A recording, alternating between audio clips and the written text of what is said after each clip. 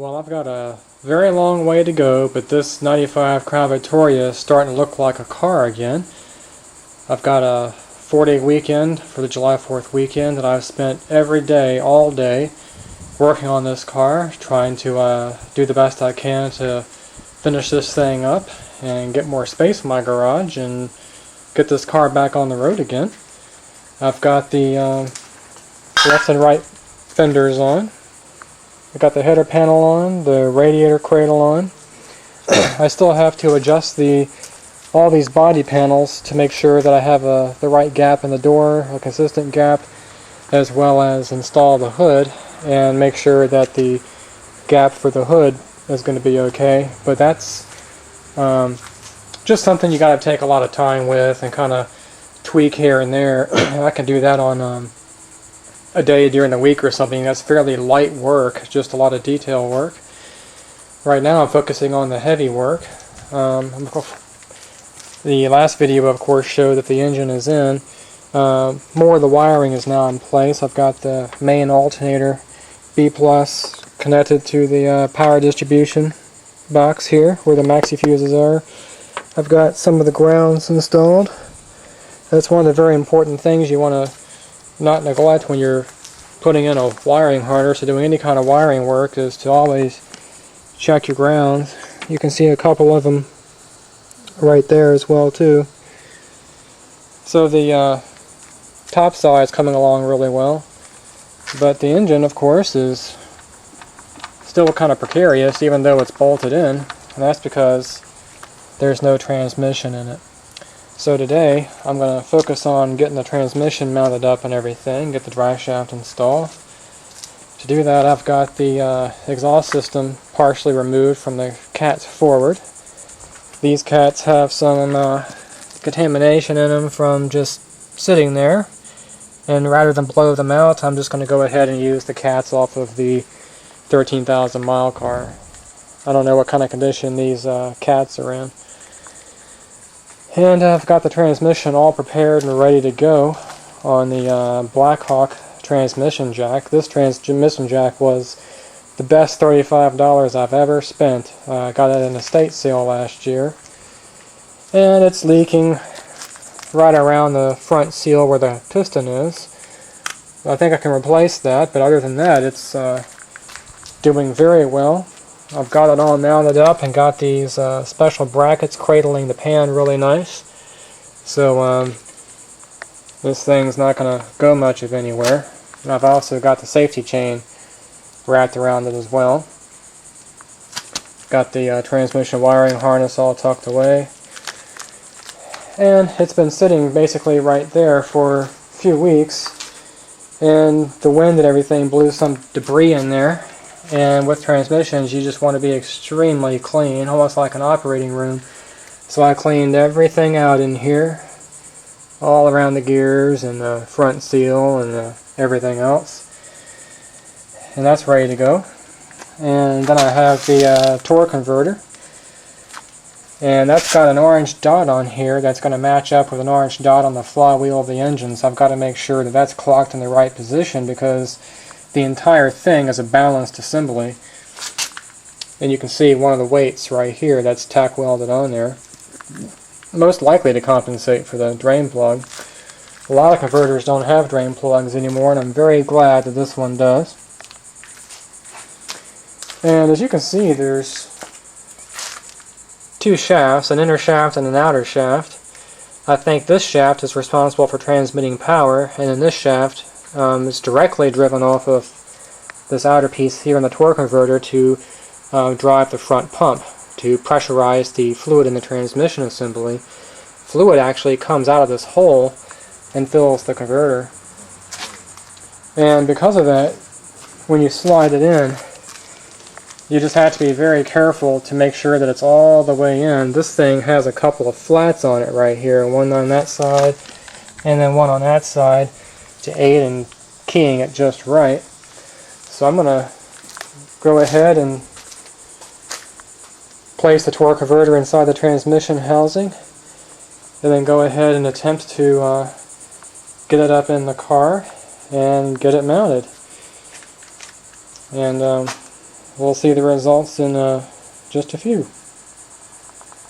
Okay, now that the torque converter is fully installed, it's ready to go in the car. And it's just amazing, a little side note, that all the power in the car is transmitted just through these 4 studs to drive that big car down the road. Kind of neat. I also took some white lithium grease and lubricated the pilot bearing right here, pilot bearing stud. That was lubricated before once it was removed, but the grease was kind of dry, so I put some fresh lithium grease on there. And I believe that the torque converter is as far back as it's designed to go. And since this has a drain plug, a good trick you can use, there's a drain plug there, is to rotate that around to make sure the drain plug lines up with the hole. If the converter is too far out, it'll be readily apparent due to the alignment of the converter plug and the access port. And the converter, when you put it in, as you turn it back and forth, you hear a big clunk once it seats finally into the back side of the transmission, into the front housing, and then it'll be ready. Now the trick is to carry this thing over to the car and not have the converter start slipping out. And I also think I have it clocked in the right position because the orange dot is lining up with the orange dot on the flywheel, so I know that this stud has to be in the 6 o'clock position for proper powertrain balance. So from this point onward, it's just going to be a matter of turning this thing around, moving it up and down, and just doing whatever it is you can do to get everything lined up. There's 2 big dowels on the back of the block, one right here and one right there for alignment. And in addition to getting those things lined up, I've got to line up this shaft with the pilot bearing and also line up all these 4 studs here. So quite a lot of moving parts here to kind of keep all in synchronicity and keep it in alignment all at the same time, so it's going to be a little bit tricky, but no time like the present. I'm getting kind of excited to get this thing finished and get it to the point of being able to start her up. So in a few minutes you'll see the result, hopefully see that transmission installed. Well, the transmission is finally in. Got the dipstick filler tube installed, the 2 transmission cooler lines, cleaned up and reinstalled the rear engine mount or transmission mount. That was a lot of work. And also got the drive shaft installed and connected to the rear differential.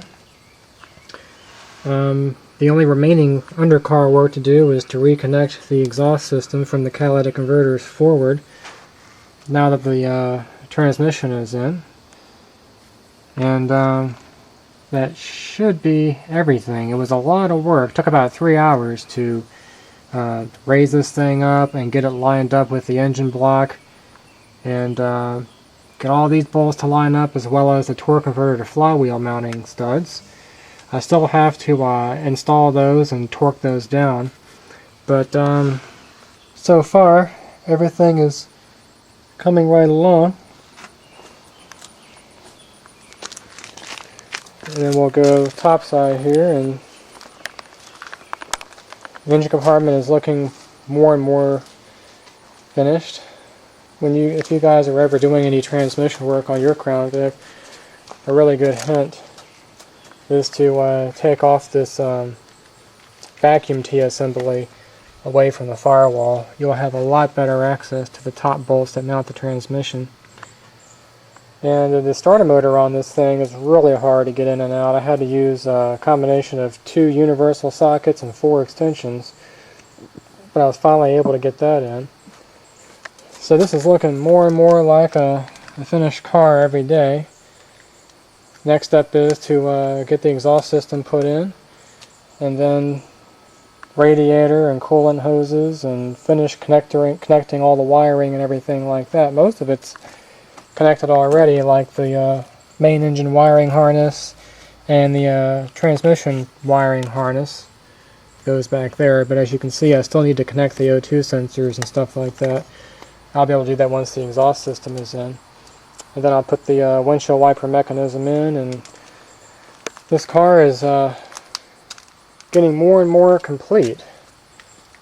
So I hope some of the tips I gave will help you guys if you want to change your transmission or torque converter in your 95 Crown Victoria. It's probably applicable for all the Crown Victorias. Not a very easy job. I think in retrospect I probably would have saved time by removing the engine and transmission as an assembly like I did on the blown engine here, or bad engine. There's just a lot of pieces to it to take into consideration. You know, all the dipstick tube and the transmission cooler lines, which I unfortunately failed to install before I put the engine in. That was a fatal mistake. I had to lift the engine back up with the engine hoist, take out the passenger side engine mount or motor mount, and then slowly but surely work those lines in there, then drop the motor back down. That took about 3 hours right there that I could have saved. Then of course the starter motor had to come out, and that's not very easy. Even with the engine out of the car, it's hard to get to that bolt right there. That top bolt here and this bolt here are the two toughest bolts for the starter motor on these things. So I could have avoided all that. I probably would have had a much harder time working the engine into the car, but I think overall it would have been a little bit quicker.